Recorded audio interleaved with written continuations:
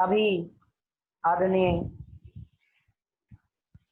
अजीत जी साहब को हम सभी ने सुना। मैं निवेदन करना चाहूंगा हमारे विशेषज्ञ विद्वान आदरणीय पंडित वीर सागर जी साहब दिल्ली से कि हम सभी को स्वाध्याय लाभ प्रदान करें। आदरणीय पंडित साहब से करबद्ध निवेदन है, पंडित साहब का व्याख्यान लाभ हम सभी को प्राप्त होगा। आदरणीय वीर सागर जी साहब दिल्ली। प्रणमो जिणाणम जयतु जिणेन्दो जय जिनेन्द्र। हम सब पिछले कई दिनों से व्याकरण को पढ़ रहे हैं। जैन व्याकरण हमारा विषय है। जैन व्याकरण। व्याकरण माने क्या होता है? व्याकरण माने भाषा शास्त्र। व्याकरण माने शब्द विद्या। दो तरह की विद्या होती है, एक तत्व विद्या, एक शब्द विद्या। या कहो कि एक शब्द विद्या और एक अर्थ विद्या। अर्थ को समझना है। अर्थ को हम सही नहीं समझते हैं। अर्थ माने पदार्थ। पदार्थ को हम सही नहीं समझते हैं, इसलिए हम दुखी हैं। और पदार्थ को सही समझ लेंगे तो हम सुखी हो जाएंगे। लेकिन पदार्थ को सही कैसे समझें? तो कहा जाएगा कि शास्त्र पढ़ो, प्रवचन सुनो, ज्ञानियों से मिलो, वे तुमको सही बात समझाएंगे। लेकिन हम कैसे समझेंगे? वे भाषा के द्वारा ही समझाएंगे, शब्दों के द्वारा ही समझाएंगे। तो यदि हमको वो भाषा नहीं आती होगी, वो शब्द नहीं आते होंगे, तो हम उनकी बात को नहीं समझ पाएंगे। जैसे समय सार में उदाहरण दिया कि कोई अनार्य व्यक्ति को कोई ज्ञानी कहे कि स्वस्ति, कोई मुनि महाराज किसी भील को ऐसा बोले जंगल में कि स्वस्ति, तो यदि वो स्वस्ति शब्द का अर्थ नहीं जानता है भील, तो टकटकी लगाकर मुनि महाराज के तरफ देखेगा कि क्या कहा इन्होंने, और कुछ नहीं समझ पाएगा। लेकिन जब वे मुनि महाराज उसे ऐसा समझाएंगे कि मैंने तुमको कहा है कि तुम्हारा अविनाशी कल्याण हो, तो उसकी आंखों में हर्ष के अश्रु आ जाएंगे, प्रसन्न हो जाएगा, गदगद हो जाएगा, क्योंकि उसे उसका अर्थ समझ में आ गया। जिसको अर्थ समझ में नहीं आता है उसको लाभ नहीं होता। इसलिए सब आचार्यों ने लिखा है बिना व्याकरणेन अंध, कि जो व्याकरण नहीं जानता, जो भाषा शास्त्र नहीं जानता, जो शब्द विद्या नहीं जानता, वो अर्थ विद्या नहीं जान सकता। शब्द का, भाषा का और भाव का अविच्छिन्न संबंध है। शब्द ब्रह्म पर ब्रह्म के वाचक वाच्य नियोग, शब्द ब्रह्म को और पर ब्रह्म में वाचक वाच्य संबंध है। इसलिए जो शब्द ब्रह्मणि निष्णातः परम ब्रह्माधिगच्छति, जो शब्द ब्रह्म में निष्णात होता है वही पर ब्रह्म को पहचान सकता है। यही कारण है कि जैन आचार्यों ने व्याकरण समझने पर बहुत जोर दिया। इसे प्रयोजन भूत विद्याओं में गिना, इसे अप्रयोजन भूत विद्याओं में नहीं गिना। इसे प्रयोजन, 3 विद्याएं प्रयोजन भूत बताई: अध्यात्म, न्याय और व्याकरण। और जो प्राचीन काल में इन 3 विद्याओं को जानते थे उन आचार्यों को त्रैविद्य कहा जाता था। तीन चीजों को जानना जरूरी है। नंबर 1 अध्यात्म या सिद्धांत, 2 न्याय, जिसको प्रमाण नए व्यवस्था नहीं आती, नए नहीं आते, प्रमाण नहीं आता, वो भी शास्त्र नहीं समझ सकता।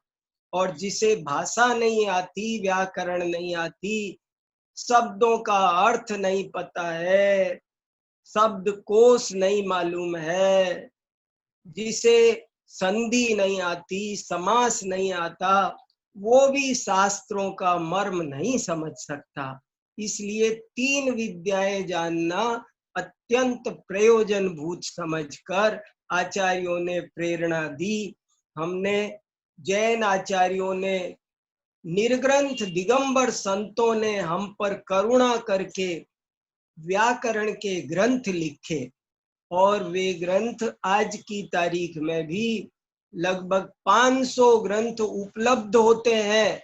कितने जल गए, नष्ट हो गए और हमारी लापरवाही से खो गए, लेकिन आज भी जैन आचार्यों के लिखे हुए कम से कम 500 व्याकरण के ग्रंथ उपलब्ध हैं।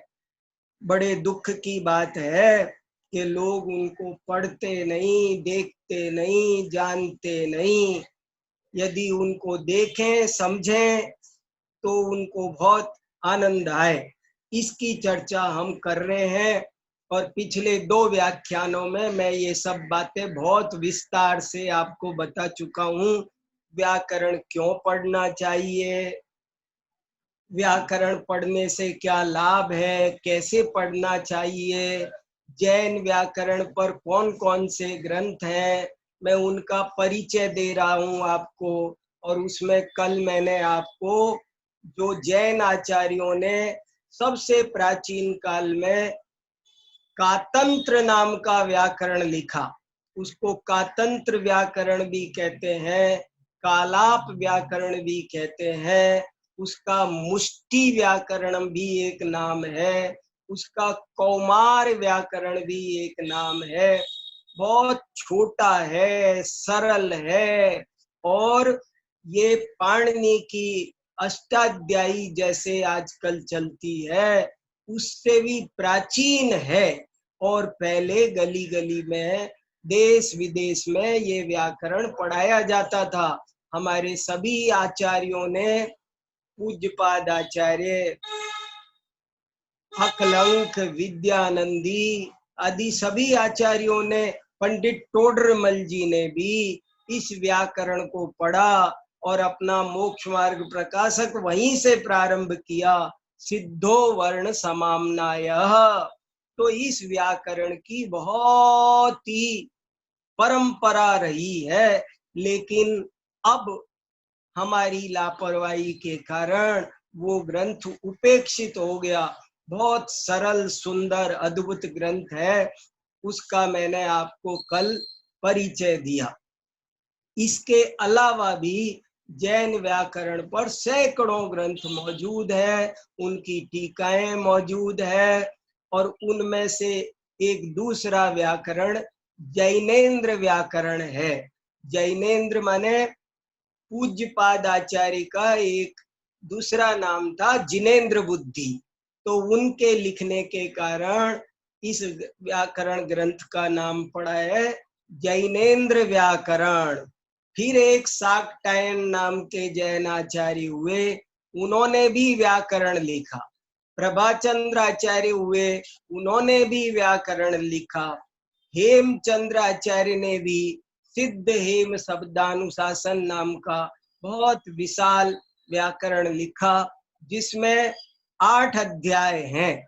7 अध्यायों में संस्कृत का व्याकरण है और 8वें अध्याय में प्राकृत भाषा का व्याकरण है। एक ही ग्रंथ में संस्कृत और प्राकृत का व्याकरण। वर रुचि ने भी प्राकृत का व्याकरण लिखा। अपभ्रंश पर भी बहुत व्याकरण लिखे गए, और अनेक ग्रंथ लुप्त हो गए। जैसे ऐसा माना जाता है, एक जगह ऐसा लिखा है, वेत्ते सिद्ध सेनस्य, जिनेन्द्र व्याकरण में पूज्यपाद आचार्य में ऐसा लिखा है कि सिद्ध सेन आचार्य के मत में ये शब्द ऐसा होना चाहिए। तो इससे सिद्ध होता है कि सिद्ध सेन आचार्य जो विक्रम की पहली शताब्दी में विक्रमादित्य के दरबार में हुए थे, उन्होंने भी कोई व्याकरण का ग्रंथ लिखा था जो आज हमको नहीं मिलता है। ऐसे ही एक सूत्र और जैनेन्द्र व्याकरण में मिलता है, चतुष्टयम समंत भद्रस्य। समंत भद्राचार्य के हिसाब से ऐसा होना चाहिए।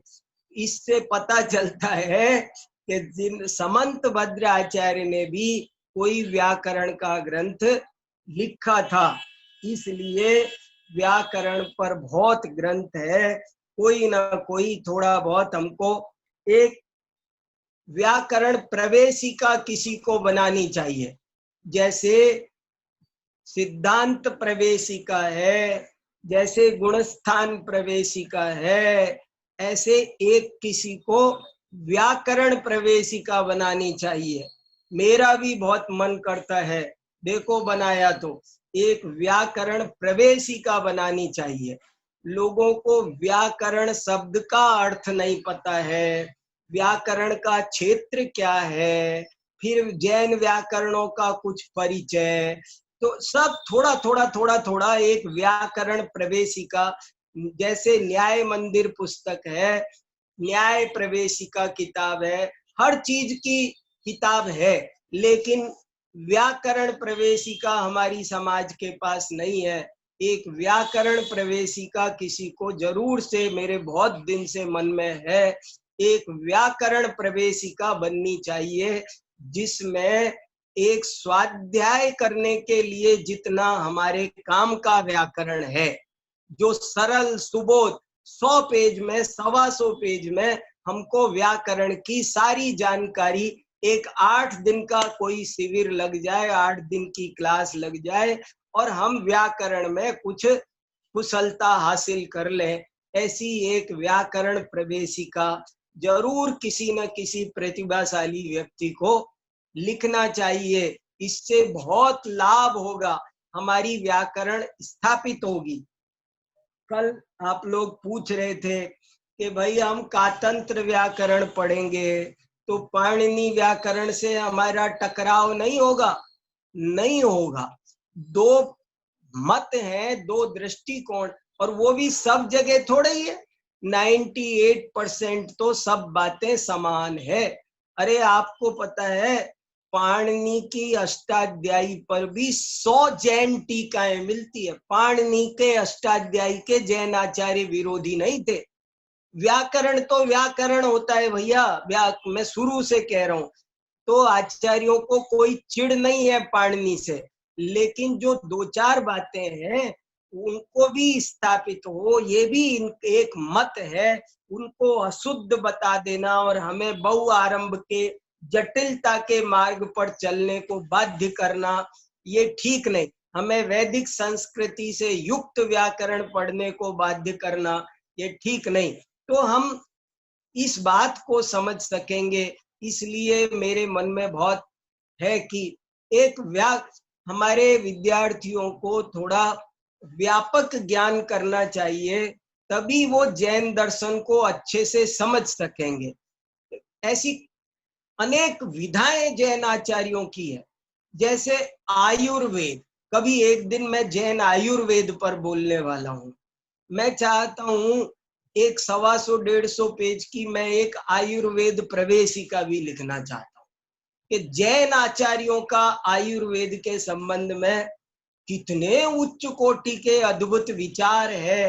तो वो सब ऐसे ही ज्योतिष के बारे में बड़ी भ्रांति है। मैं एक जैन ज्योतिष प्रवेशिका लिखना चाहता हूँ ताकि स्पष्ट हो, सच्चाई सामने आए और उसकी भ्रांतियां दूर हो। तो इस तरह से भ्रांति दूर होनी चाहिए, इसलिए हम जैन व्याकरण पढ़ रहे हैं। और देखो, जो लोग व्याकरण नहीं जानते हैं उनके साथ क्या होता है कि अशुद्ध बोलते हैं, अशुद्ध पढ़ते हैं, अशुद्ध लिखते हैं, अशुद्ध छपाते हैं, और अशुद्ध जानते हैं कितना खतरनाक होता है। सम्यक ज्ञान का पहला अंग है शब्द शुद्धि, शब्दाचार। पहले नंबर पर ज्ञान प्राप्ति नहीं हो सकती। ज्ञान प्राप्ति का प्रथम सोपान है शब्दाचार, के शुद्ध शब्द बोलना चाहिए। मैंने एक लेख लिखा है, अशुद्धम पुस्तकम शत्रु, ये एक लेख है, अशुद्धम पुस्तकम शत्रु। क्या लिखा है इसमें, हेडिंग से ही पता चल रहा है, अशुद्धम पुस्तकम शत्रु, कि जो अशुद्ध पुस्तक होती है वो शत्रु हो जाती है। महात्मा गांधी कहते थे कि पुस्तकें मित्र होती हैं, जहां भी चला जाए। वे तो यहां तक कहते थे कि यदि नरक में भी मैं चला जाऊं और मुझे पुस्तकें मिल जाए तो मैं नरक को भी स्वर्ग बना लूंगा, क्योंकि पुस्तकें मनुष्य का परम मित्र है। तो मैंने उसी बात को लेकर के एक लेख लिखा कि ये बात सत्य है कि पुस्तकें मनुष्य का परम मित्र हैं, लेकिन यदि वे पुस्तकें अशुद्ध हों तो मित्र की बजाय शत्रु भी बन सकती है। वे शास्त्र जो अशुद्ध हैं, वे शास्त्र नहीं है, शस्त्र हैं, शस्त्र बन जाते हैं। तो जो व्याकरण नहीं जानते, बहुत अच्छा लेख है, आप पढ़ेंगे तब कई बातें और बताने का अभी समय नहीं। मगर देखो, बहुत से लोग ऐसा कहते हैं कि हमारे तो भाव देखो।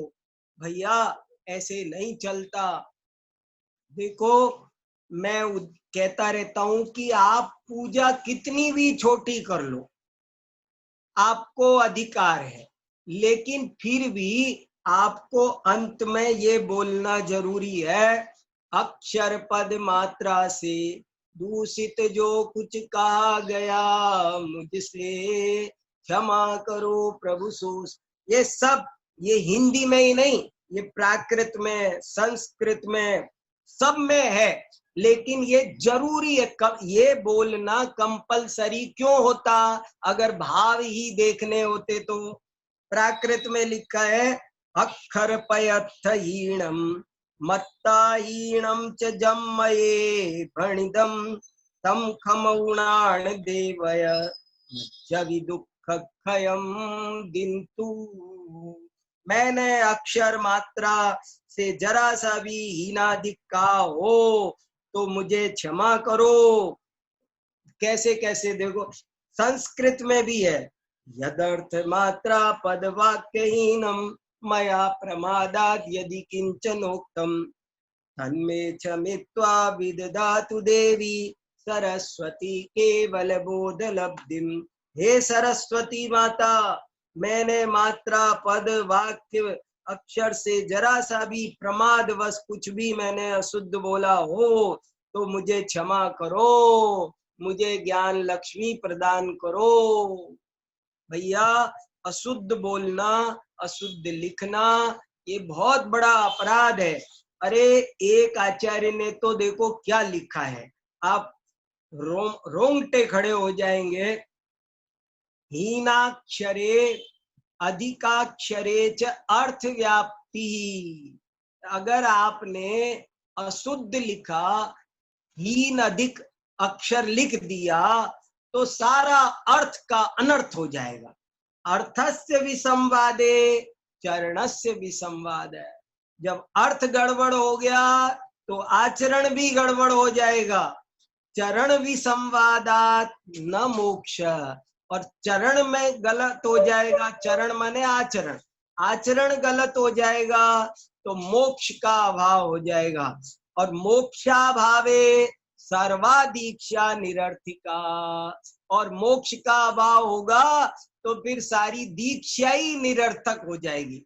कितनी बड़ी बात, मुनिराजों तक को कहा अशुद्ध उच्चारण करने से शरीर में अनेक रोगों की उत्पत्ति होती है। ऐसा चरक संहिता में लिखा है। अशुद्ध उच्चारण से प्रमाद, बुद्धिहीनता, कुटिलता आदि अनेक दोष उत्पन्न होते हैं। इसलिए अशुद्ध नहीं बोलना चाहिए, शुद्ध बोलना चाहिए, शुद्ध लिखना चाहिए। जैनेन्द्र सिद्धांत कोश में लिखा, एक अशुद्धि 100 शुद्धियों का घात कर देती है। इसलिए कहने का कुल मिलाकर कल आपको बताया ना सब, कितना फर्क है निमंत्रण और आमंत्रण में, जमीन आसमान का अंतर है। आप विवाह की निमंत्रण पत्रिका होती है, उस पर आमंत्रण पत्रिका लिख दोगे तो आएगा नहीं समझदार आदमी।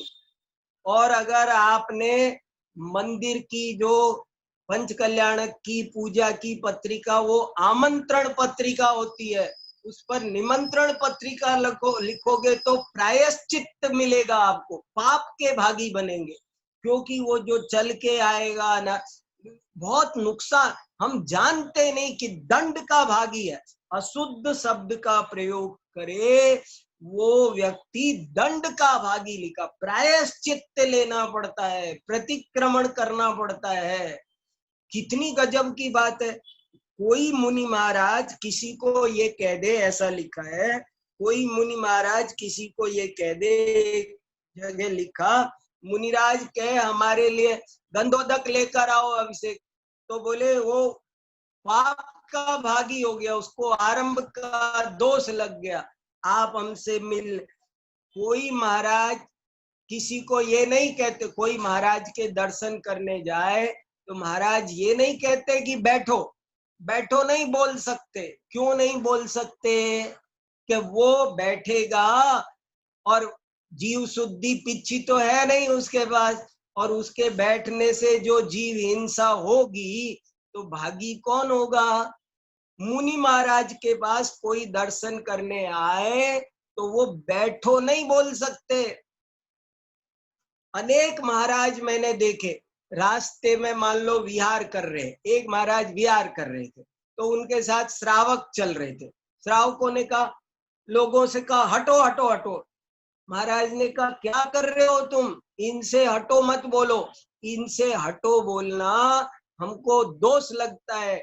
हम कैसे कह सकते हैं किसी को हटो? ये हटकर किसी चींटी के बिल पर पैर रख दे, कोई इन ऐसे हटे कि किसी गाड़ी से टकरा के एक्सीडेंट हो जाए या कोई झगड़ में लग जाए कि मैं क्यों हटूं, तुम्हारे बाप की सड़क है, तो क्या पंगा करेंगे हम। इसलिए क्या बोलना, कैसे बोलना, कितना बोलना, ये जो व्याकरण पढ़ लेता है वो शब्दों की कीमत जान जाता है। जैसे पैसे सोच समझ के खर्च करते हैं, ऐसे ही जो भाषा शास्त्र को समझ लेते हैं वे शब्दों को भी सोच सोच करके बोलते हैं। बिना सोचे कोई भी, क्या तत्वार्थ सूत्र है, एक एक शब्द, एक एक मात्रा। अरे अर्ध मात्रा लाघवेन पुत्रोत्सवम मन्यन्ते वैयाकरणः, बहुत बढ़िया सूत्र है। अर्ध मात्रा लाघवेन पुत्रोत्सवम मन्यन्ते वैयाकरणः। जो व्याकरण पढ़ लेते हैं वे आधी मात्रा भी कम हो जाए और भाव वही बना रहे तो प्रसन्न होते हैं कि कम बोलना पड़ा। कितनी बड़ी बात। तो हम बोले चले जाते हैं। कितने ही लोग देखा होगा आपने, माइक पकड़ लेते हैं तो छोड़ने का नाम नहीं लेते। ये अच्छे वक्ता की निशानी नहीं है। आदि पुराण में लिखा है कि वक्ता दो तरह के होते हैं, भाषण दो तरह के होते हैं। एक भाषण गन्ने जैसा होता है और एक भाषण बांस जैसा होता है।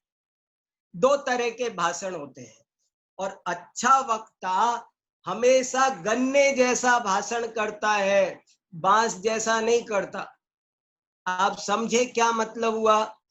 गन्ने जैसा भाषण मतलब क्या, बांस जैसा भाषण मतलब क्या? गन्ने जैसा भाषण छोटा होता है पर उसके पूरे में रस ही रस भरा रहता है। चूसते जाओ चूसते जाओ चूसते जाओ, रस खत्म ही नहीं होता। आप कितना भी चूसो, चूस करके थूक भी दोगे तब भी मक्खी चींटियों को फिर भी मिल जाएगा, इसलिए वो कभी खत्म नहीं होगा। तो छोटा है पर अत्यंत सरस है।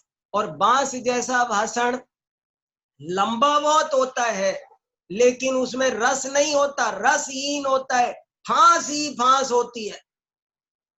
तो इसलिए एक अच्छा वक्ता वो है जो गन्ने जैसा भाषण करता है। कैसा सूत्र होता है देखो, आपको एक गजब की बात आज मैं सुनाने वाला हूं, बहुत इंपॉर्टेंट, और वो इस ग्रंथ में से सुनाने वाला हूं। ये एक हमारा बहुत ही महान प्राचीन सठखंडागम जैसा महान ग्रंथ है। जैसे सठखंडागम कसाय पाउड है ना, उनके बराबर का, उनकी टक्कर का, उसी काल का एक पंच संग्रह नाम का ग्रंथ है। इसके कर्ता ही नहीं पता चलते। भारतीय ज्ञानपीठ से छपा है, 800 पेज का विशाल प्राकृत संस्कृत मिश्रित भाषा है। जैसे धवला की प्राकृत संस्कृत मिश्रित है, ऐसे इसकी भाषा प्राकृत संस्कृत मिश्रित है। और इसमें देखो कितनी बातें बहुत लिखी है अजब गजब की। चौथे अधिकार में से आपको 2 गाथाएं सुनाता हूं। एक तो सूत्र की परिभाषा आप सुनो। सूत्र किसे कहते हैं? आपने सबने परिभाषा सुनी होगी सूत्र की, लेकिन पता नहीं होगा कि ये परिभाषा हमारे जैन ग्रंथों में मिलती है। जैन आचार्य 2000 साल पहले सूत्र की परिभाषा लिख रहे हैं। देखो तो सही, हम सबको ये पता है, हमने तो लघु सिद्धांत कौमुदी में सूत्र की परिभाषा पढ़ के आए। सूत्र किसे कहते हैं? तो अल्पाक्षरम संदिग्धम सारवत गूढ़ निर्णयम निर्दोषम हेतुम तथ्यम सूत्रमित्युच्यते बुधई। ये सूत्र की जैन आचार्यों की ओरिजिनल मूल परिभाषा। जैन विद्वानों को जब भी कोई पूछे सूत्र किसे कहते हैं तो ये परिभाषा सुनानी चाहिए, इधर उधर की कोई और नहीं। ये प्रामाणिक परिभाषा ये है, अल्पाक्षरम संदिग्धम सारवत गूढ़ निर्णयम निर्दोषम हेतुम तथ्यम सूत्रमित्युच्यते बुधई। पंच संग्रह, चौथा अधिकार, 3 नंबर का छंद। और इसमें इसका अर्थ देखो आप, गजब की बात है बहुत। इसमें कहा सूत्र किसे कहते हैं, तो कहा जिसमें 7 गुण हो, 7 क्वालिटी हो, उसको सूत्र कहते हैं। एक और गजब की बात सुनो आप, सूत्र को प्राकृत में सुत्त कहते हैं। सुत्त प्राकृत में क्या कहते हैं? ये श्लेष है और ये बड़ी बारीक बात है, जरा ध्यान से सुनेंगे तो पकड़ में आएगी कि सुत्त, सुत्त माने सूत्र, लेकिन वो सुत्त का और भी अनेक अर्थ होता है। और सुत्त माने सूत्र तो है ही, श्रुत भी है। देखो प्राकृत में मैंने बोला एक शब्द आपसे, सुत्तम, तो अब आप क्या समझोगे? हिंदी में, संस्कृत में क्या समझो? सुत्तम। सुत्तम माने, सुत्तम शब्द के 2 मीनिंग निकल आए, संस्कृत में नहीं निकलते। प्राकृत की विशेषता है ये। जैसे ऐसे बहुत शब्द है, मैंने एक लेख प्राकृत की बहुलता पर लिखा है। जैसे समण, समण संस्कृत में बोलोगे तो वो बात नहीं आएगी। संस्कृत में तो आप श्रमण बोलोगे और श्रमण का अर्थ श्रमण ही निकलेगा, लेकिन प्राकृत में बोलोगे तो आप श्रमण नहीं बोलोगे, आप समण बोलोगे। और समण शब्द के 3 अर्थ निकल आएंगे। एक श्रमण निकल आएगा, एक दंत से समण निकल आएगा, एक तालव्य से समण निकल आएगा, 3 निकल आएंगे। और कैसे उनके 3 अर्थ निकल, शब्द एक अर्थ 3। जो श्रम करे उसे श्रमण कहते हैं, जो समता भाव रखे उसे श्रमण कहते हैं, दूसरा अर्थ बन जाएगा। और जो उपसम भाव, जिसमें सम भाव हो, कसायों की मंदता हो, वो श्रमण है, तीसरा अर्थ ये निकल आएगा। शब्द एक अर्थ 3, श्लेष अलंकार से कैसे प्राकृत का ये वैशिष्ट है। ऐसे ही मैंने आपसे संस्कृत प्राकृत में बोला सुत्तम, तो सुत्तम माने क्या? सुत्तम के 2 अर्थ हो गए। एक अर्थ हो गया श्रुतम, श्रुत माने जिनवाणी, आगम, वो भी सुत्तम है। और सूत्रम, सूत्तम माने सूत्र भी है। सुत्तम शब्द के 2 अर्थ निकलेंगे, एक सूत्र अर्थ निकलेगा, एक श्रुत अर्थ निकलेगा। श्रुत माने जिनवाणी, आगम। तो तत्वार्थ सूत्र ही सूत्र नहीं है, सारी जिनवाणी सूत्र है, सारी जिनवाणी। आप देखो, सठखंडागम का हम अधूरा नाम बोलते हैं, पूरा नाम नहीं बोलते। पूरा नाम पता भी है क्या नाम है उसका? पूरा नाम है छखंडागम सुत्तम। कसाय पाउड का पूरा नाम है कसाय पाउड सुत्तम, आचारांग सुत्तम, उपासकाद्यन सुत्तम, प्रश्न व्याकरणांग सुत्तम, समय पाउड सुत्तम। सबका समय सार में जब गाथा की टीका लिखते हैं अमृत चंद्राचार्य महाराज, तो वो लिखते हैं, उत्थानी का लिख अथ सूत्रावतार। देखो वो तो गाथा है भाई। हम क्या समझते हैं अभी तक? सूत्र माने क्या? हम समझते सम्यक दर्शन ज्ञान चारित्राणी मोक्ष मार्ग, इसका नाम सूत्र है। मैं आपसे कहूं वंदितु सव्व सिद्धे, ये सूत्र है, तो आप मुझे पागल बोलोगे, आपको सूत्र नहीं पता? अरे ये भी सूत्र है, तभी तो अमृत चंद्र महाराज लिखते हैं अथ सूत्रावतार। अब सूत्र का अवतरण होता है, तो वो सूत्र क्या गजब की बात है। और सूत्र माने जो अल्पाक्षर हो, जिसमें अल्प अक्षर होते हैं उसको सूत्र कहते हैं। अल्पाक्षरम असंदिग्धम, सूत्र की 7 क्वालिटी है। पहली क्वालिटी, और 7 क्वालिटी पर मैं 7 घंटे बात करना चाहता हूं आपसे। पहली क्वालिटी अल्पाक्षर, दूसरी क्वालिटी असंदिग्धम, तीसरी क्वालिटी सारवत, चौथी क्वालिटी गूढ़ निर्णयम, पांचवी क्वालिटी निर्दोषम, छठी क्वालिटी हेतु मत, और 7वीं क्वालिटी तथ्यम।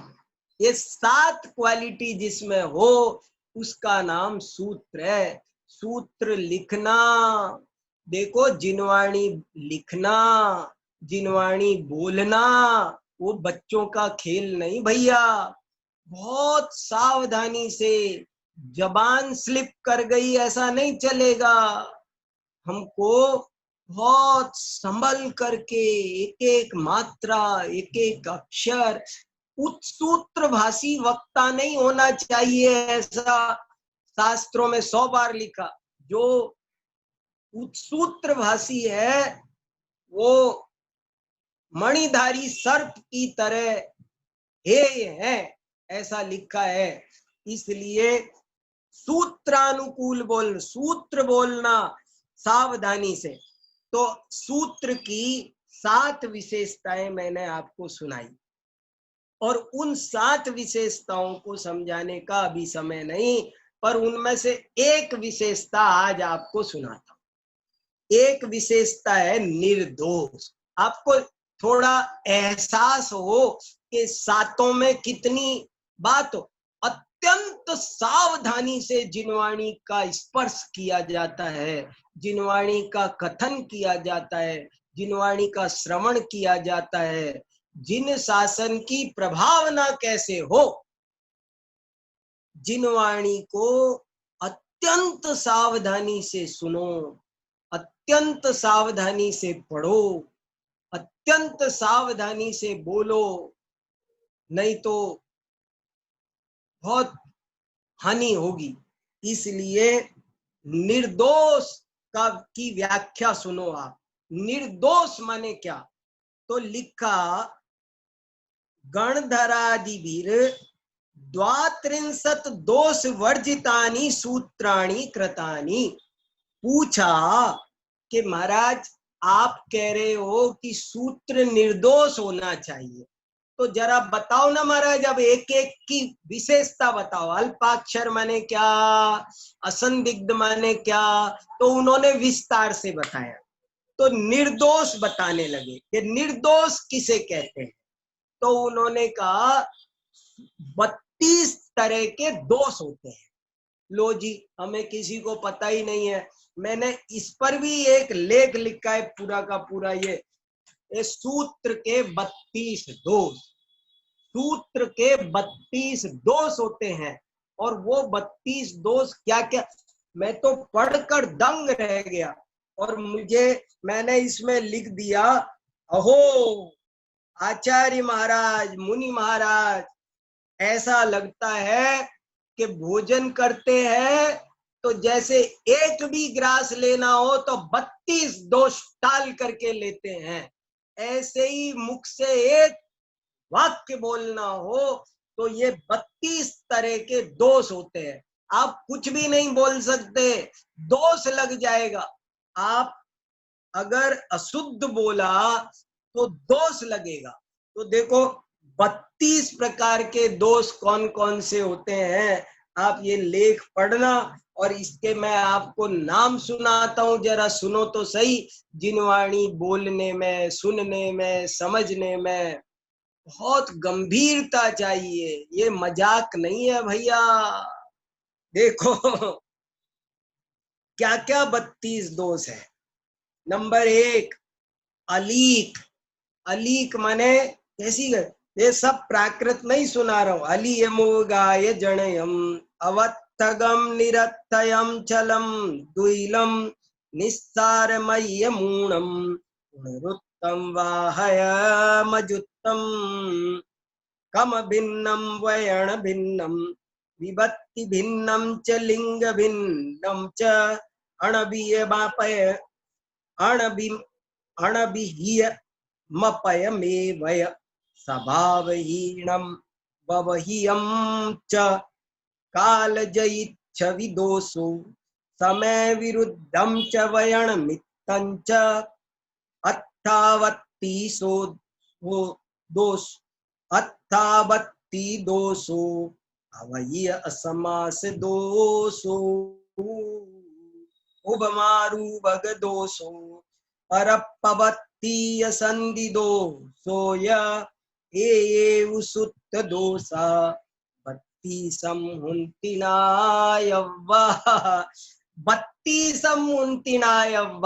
सूत्र के 32 दोष होते हैं, उनको भली भांति जानो। और 32 दोष देखो, आचार्य जब बोलते तभी बहुत सावधान होते हैं और लिखते हैं तब तो कहना ही क्या। तो यदि हमको शब्द विद्या नहीं आती होगी तो हम उनकी बात नहीं समझ पाएंगे। ये जो मैं आपको पंच संग्रह सुना रहा हूं, इसमें एक और बहुत अच्छी बात लिखी है और बड़ा अजीब उदाहरण दिया है। ये लिखा है कि जैसे कोई श्रोता प्रबुद्ध ना हो तो वक्ता की जो सारी कोशिश है वो व्यर्थ चली जाती है। वक्ता अच्छे अच्छे शब्द चुनता है, अर्थपूर्ण वाक्य बनाता है, संक्षेप में गागर में सागर बोलता है। लेकिन यदि श्रोता ना समझ हो तो कहते हैं ना, भैंस के आगे बीन बजाई भैया, क्या किया, कोई फायदा नहीं हुआ। तो उदाहरण दिया कि जैसे कोई स्त्री कितना भी हाव भाव श्रृंगार विलास करे, पर पति अंधा हो तो उसका सारा हाव भाव श्रृंगार विलास व्यर्थ है, निष्फल जाता है। ऐसे ही अगर वक्ता परिश्रम करे और श्रोता समझदार न हो, तो आचार्य महाराजों ने कितनी चर्चा, सम्यक दर्शन ज्ञान चारित्राणी मोक्ष मार्ग।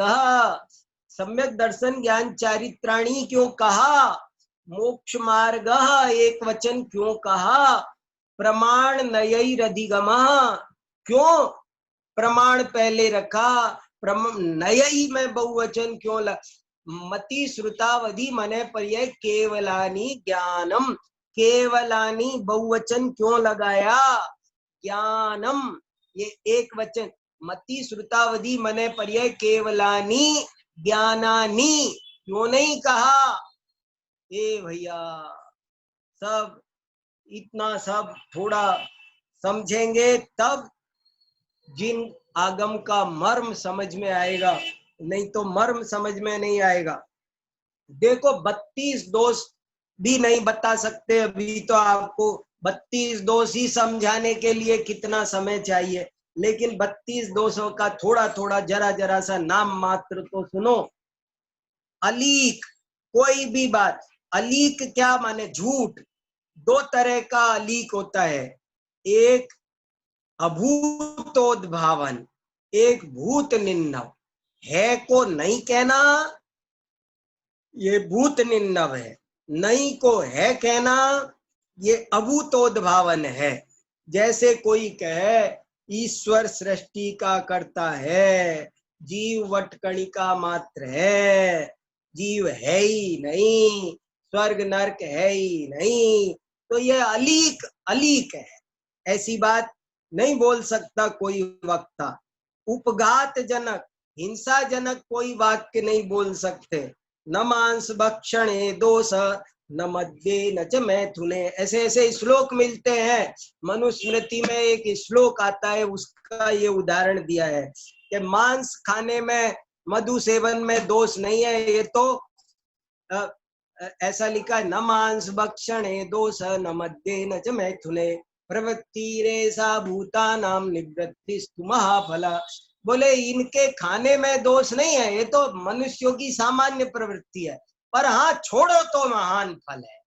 तो भाई तुमने तुमको दोष लग गया, आप ऐसे नहीं कह सकते। देखो हम क्या बोल सकते हैं, ये विवेक रखना।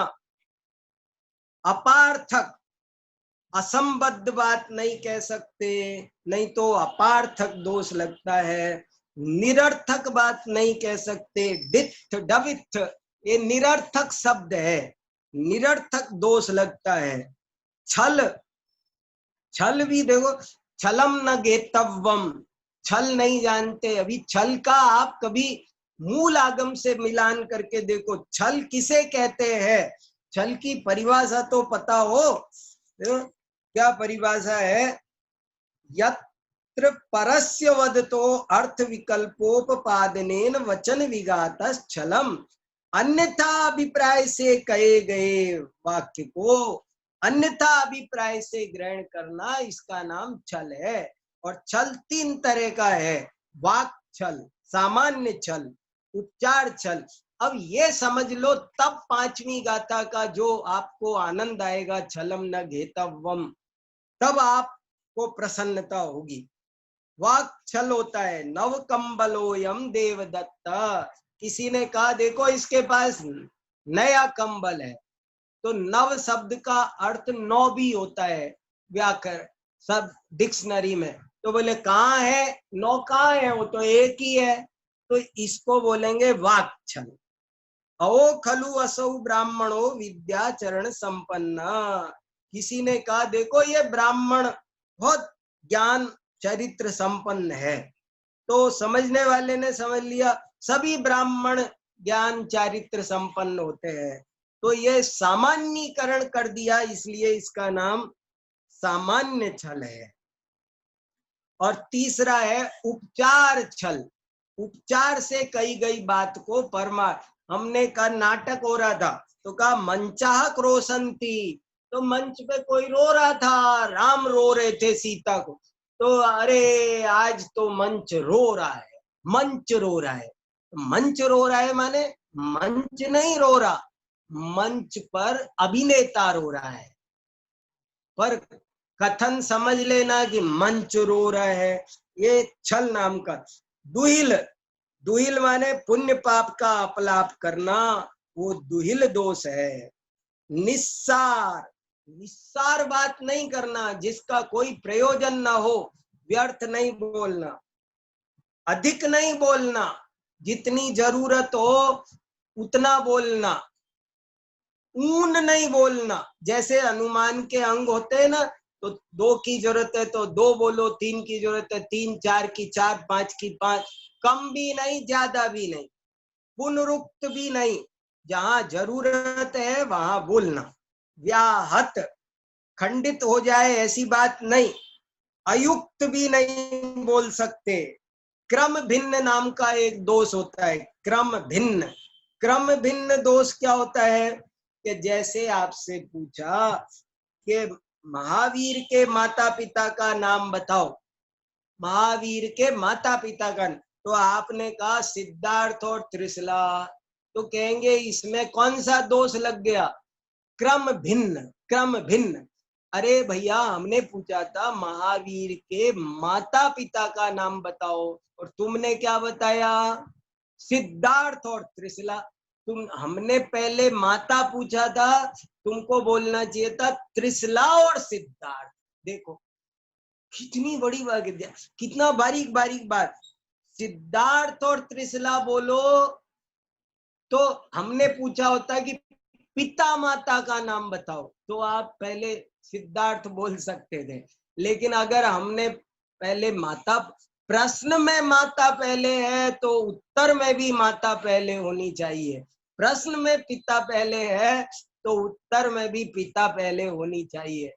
बहुत अत्यंत श्रोतार सावधानतया शृण्वन्तु, वक्तारः सावधानतया कथयन्तु वदन्तु।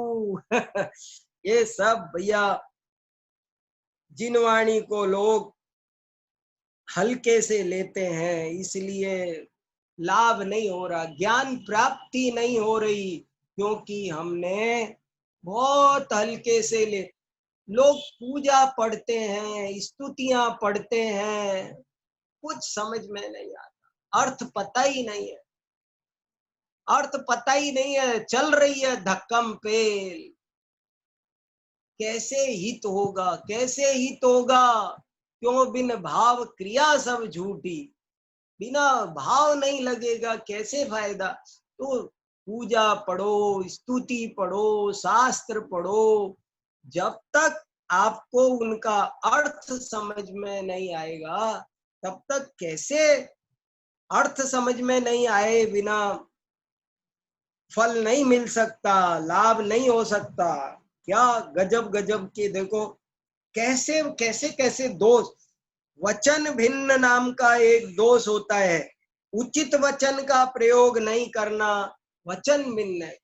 एक वचन की जगह एक वचन करो, बहुवचन की जगह बहुवचन, द्विवचन की जगह द्विवचन।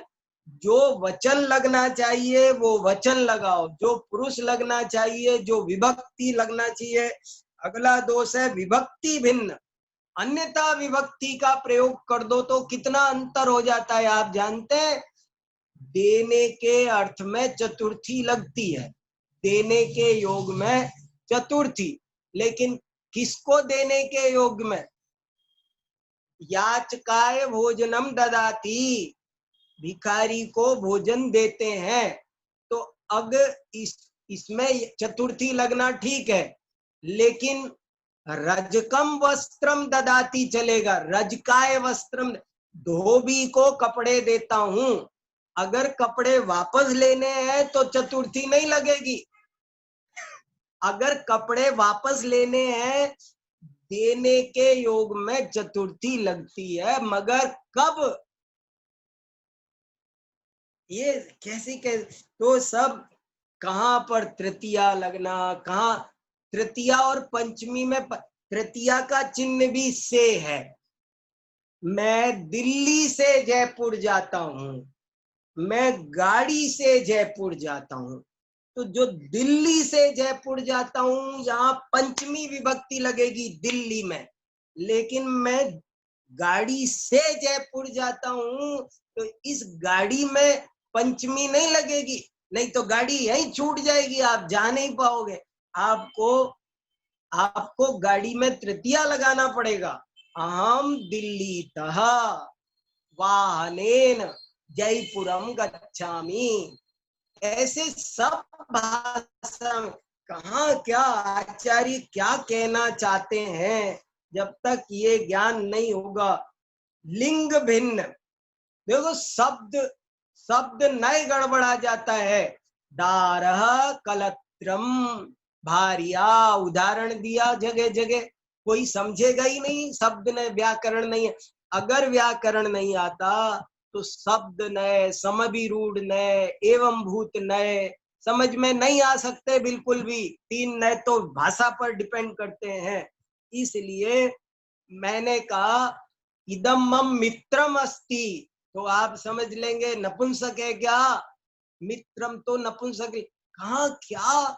ओ भैया, इसलिए शास्त्रों को समझने के लिए ये लोहे की लकीर है, आप मानो या नहीं मानो। भाषा शैली समझे बिना शास्त्र समझ में नहीं आएंगे, नहीं आएंगे, नहीं आएंगे। इसलिए ये समझना जरूरी है। सब यहाँ वहाँ इधर उधर सब बहुत उपयोग लगाते हैं, और पढ़ने की विद्या में ये दुर्लभ मनुष्य भाव, इतना कीमती समय, सब अनुकूलताएं, और जिनवाणी को समझने के लिए उद्यम नहीं करते हैं, तो क्या कहा जाए। देखो, अनभिहित नाम का दोष होता है। जो बात शास्त्र में नहीं कही, अपनी मर्जी से कुछ भी कहना, तो अनभिहित नाम का दोष लगता है। अपद नाम का एक दोष होता है। देखो, अपदम न प्रयुंजीत सुप्तिगंतम पदम, अपद नहीं बोल सकते आप, पद सहित बोलना चाहिए। स्वभावहीन एक दोष का नाम है। कोई कहे वायु स्थिर होती है, तो वायु का स्वभाव तो गति है, स्थिर वायु होती नहीं है, इसलिए स्वभावहीन है। व्यवहित, प्रकरणांतर चले जाना, ये व्यवहित नाम का दोष है। प्रकरण, अनुवीची भाषण होनी चाहिए। वीची माने लहर, जैसे लहर किनारे लगती है, ऐसे हमारी बात किनारे तक जानी चाहिए। काल दोष, भूतकाल की जगह वर्तमान, वर्तमान की जगह भविष्य, जो काल है वही बोलना चाहिए। ऐसे नहीं आदमी गया और कह रहे जा रहे हैं, तो जा रहे नहीं बोल सकते हो, गया तो गया बोलो, वर्तमान को वर्तमान बोलो। यति दोष होता है, छवि अलंकार दोष होता है, छंद दोष होता है, समय विरुद्ध होता है। कोई किसी दर्शन के खिलाफ बोलना, तो वो वैशेषिक कहते हैं प्रधान कारण है। अरे वैशेषिक नहीं कहते, सांख्य कहते हैं, ये समय विरुद्ध बात है। वचन मात्र बात कहना, अर्थापत्ति, ये गजब का, ये देखो अर्थापत्ति कितना बड़ा, देखो अर्थापत्ति दोष गजब का है। समझो कैसे होता है अर्थापत्ति दोष। जैसे मान लो समझो मैं ये उपदेश दूं कि भैया गो हत्या नहीं करनी चाहिए। देखो कितने लोगों से ये गलती हो रही है, देखो, और कितनी बड़ी गलती है। मैंने कहा गाय की हत्या नहीं करनी चाहिए। आप बता सकते हो इसमें क्या दोष है? गाय की हत्या नहीं करनी चाहिए। मान लो मैं बड़ी सभा में सबको उपदेश दूं, भैया गाय नहीं मारना चाहिए, गाय को नहीं मारना चाहिए, गाय को नहीं मार। कोई जैन वक्ता ये उपदेश नहीं दे सकता, आजकल सब लगे पड़े हैं। गाय को अगर हमने, क्योंकि इसमें अर्थापत्ति दोष आता है, मैंने कहा कि गाय को मत मारो, तो आप जानते हो इसका मतलब क्या हो गया? कि आप भैंस को, गधे को, घोड़े को, सुअर को और सबको चाहे मारो। ये इस वाक्य में से निकला। मैंने कहा गाय मत मारो, इसमें से ये निकल गया कि सुअर मार सकते हो। हिंसा, कितनी बड़ी हिंसा। इसलिए जैन वक्ता इसको मारो पर्टिकुलर नहीं बोल सकता, किसी मां हिंस्यात् सर्वभूतानि ये बोलेगा। कोई जीव मत मारो, सब जीवों को। कैसी, क्या बोलना क्या नहीं बोलना। जिनवाणी की गद्दी गणधर की गद्दी है। इस गद्दी पर बैठने के की योग्यता हर एक में नहीं होती भैया। ओहो, तो अर्थापत्ति दोष है, असमास दोष है। जहां समास होना चाहिए, नरेश जा रहा है को आप नर का ईस जा रहा है नहीं बोल सकते। तो क्या फर्क पड़ा? अरे बड़ा फर्क पड़ गया, चीज ही बदल गई। उपमा दोष, गलत उपमा नहीं दे सकते। कांजिक में ब्राह्मण से सुरा पेया, सुरा तो अभक्ष है, कैसे उपमा दे दी? गलत चीज की उपमा भी, गलत चीज की उपमा भी नहीं दे सकते आप। रूपक, गलत रूपक का प्रयोग हो तो रूपक दोष, पर प्रवृत्ति दोष, पद दोष, तिंगंत को सुबंत समझ जाना, सुबंत को तिंगंत, संधि का योग होते हुए भी संधि ना की जाए, या संधि नहीं हो तब भी संधि कर दी जाए, तो वहां संधि दोष होता है। इस प्रकार ये सूत्र के 32 दोष है। कुशल सूत्रकार अपने सूत्रों की रचना इन सभी दोषों को बचाकर अत्यंत निर्दोष रूप से करते हैं। जिनवाणी का कथन कोई बच्चों का खेल नहीं, उसमें अत्यंत सावधानी की आवश्यकता होती है। बाकी आप ये लेख पढ़ना, समझो भैया, समझ सको जो समझो। बहुत मुख्य विषय है, बहुत जरूरी विषय है, समझने लायक। जिनवाणी मिली है तो इसका मिलना सफल हो जाए, सार्थक हो जाए, यही मेरे मन की भावना है। इसीलिए मैं आपको ये सब बताने की कोशिश कर रहा हूँ। जय जिने।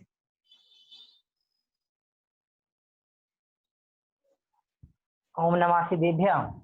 अभी हम सभी ने आधुनिक विद्वान पंडित श्री वीर सागर जी भाई साहब दिल्ली के मुखारबिंद से बहुत ही सुंदर व्याख्यान लाभ लिया। मैं आप सभी के बीच बताना चाहता हूँ, आदरणीय भाई साहब के द्वारा यह व्याख्यान माला का क्रम बहुत दिनों से सुचारू रूप से चल रहा है सर्वोदय अहिंसा के यूट्यूब चैनल के माध्यम से, जिसमें आदरणीय भाई साहब के माध्यम से अनेक अनछुए पहलुओं के माध्यम से जिनागम के तथ्यों का, रहस्यों का उद्घाटन तो हो ही रहा है। साथ में ऐसे, जैसा आज हमने यह व्याकरण से संबंधित एक व्याख्यान अभी भाई साहब के माध्यम मुखारबिंद से सुना, ऐसे अनेक विषयों के माध्यम से भाई साहब का इस बार व्याख्यान श्रृंखला अभी चल रही है और आगामी समय में भी चलेगी। हम सभी को भी आदरणीय भाई साहब के मुखारबिंद से भी अपने शिविर में बहुत ही सुंदर व्याख्यान लाभ कल प्राप्त होने वाला है। मैं आप सभी से इतना ही चाहूंगा कि आदरणीय भाई साहब के माध्यम से जो शोध परक एक नवीन चिंतन समाज के बीच में प्रस्तुत किया जा रहा है, वास्तव में यह हमारे लिए, नवीन पीढ़ी के लिए, जो युवा शास्त्री विद्वान है उन सभी के लिए तो अनुकरणीय है ही।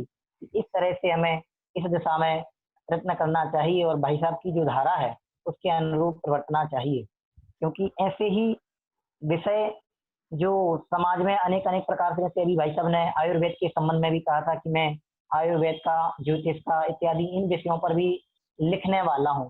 तो वास्तव में ऐसे विषयों की आज आवश्यकता है, इनका बिल्कुल एक समीचीन रूप क्या है और अपने आगम में इनका क्या उल्लेख है इत्यादि अनेक विषयों का भाई साहब के माध्यम से हम सभी को आगामी समय में भी लाभ प्राप्त होगा। मैं भाई साहब का हृदय से बहुत बहुत धन्यवाद ज्ञापित करता हुआ आप सभी के बीच में सायंकालीन कार्यक्रमों की सूचना प्रेषित करना चाहता हूँ। जिन सन प्रभावना ई शिविर में आज सायंकालीन कार्यक्रम में ठीक शाम को 7 से 7:30 बजे तक श्री जिनेंद्र भक्ति का आयोजन होगा, 7:30 से 8:15 बजे तक, क्योंकि आज हम सभी को आदरणीय विद्वान पंडित श्री प्रद्युम्न कुमार जी मुजफ्फरनगर का माध्यम से स्वाध्याय लाभ प्राप्त होना था। परिस्थितियानुसार आदरणीय पंडित जी प्रद्युम्न कुमार जी साहब का लाभ हम सभी को 16 तारीख को प्राप्त होगा। आज सायंकालीन स्वाध्याय क्रम में हम सभी को हमारे शिविर के निर्देशक आदरणीय विद्वान पंडित श्री राजकुमार जी शास्त्री उदयपुर, इनके माध्यम से स्वाध्याय लाभ प्राप्त होगा। शाम को 7:30 से 8:15 जिनेन्द्र भक्ति के उपरांत, उसके उपरांत 8:15 से ठीक 9:15 बजे तक हम सभी को कुछ याद इन्हें भी कर लो नाम से एक बहुत ही सुंदर कार्यक्रम का आयोजन किया जाएगा, जिसमें हमें डॉक्टर ज्योति जी जैन खतौली के माध्यम से उद्बोधन प्राप्त होगा। और जैसा कि अपने शिविर का एक उद्देश्य था कि जैन स्वतंत्रता संग्रामियों का जो इतिहास आज कुछ पुस्तकों में प्रकाशित है, कुछ प्रकाशित नहीं है, तो जैनों का स्वाधीनता आंदोलनों में किस प्रकार से सहयोग रहा है इत्यादि अनेक अनछुए पहलुओं का विशेषज्ञों के माध्यम से हमें जानकारियां प्राप्त होंगी। तो आप सभी से मेरा निवेदन है कि जिस प्रकार से आप लाभ ले रहे हैं, सायंकालीन कार्यक्रमों में भी आप लोग उसी तरह से जुड़ें और स्वाध्याय के साथ साथ अपनी धरोहर क्या है, हमारा इतिहास क्या है और हमें इन सब बातों को जानने की आवश्यकता क्या है, इनसे जुड़ने का प्रयत्न करें। आप स्वयं भी जुड़ें और अपनों को भी प्रेरित करें। ऐसी भावना के साथ आप सभी को बहुत बहुत धन्यवाद। माँ जिनवाणी की जयकार करते हुए हम सभी सायंकालीन सभा का यहाँ विसर्जन करेंगे और पुनः शाम को ठीक 7 बजे से जिनेन्द्र भक्ति के जिनेन्द्र भक्ति के माध्यम से कार्यक्रम का प्रारंभ होगा, उसमें जुड़ेंगे। आप सभी को बहुत बहुत धन्यवाद। बोले परमोपकारी द्वादशांगमयी जिनवाणी माता की जय।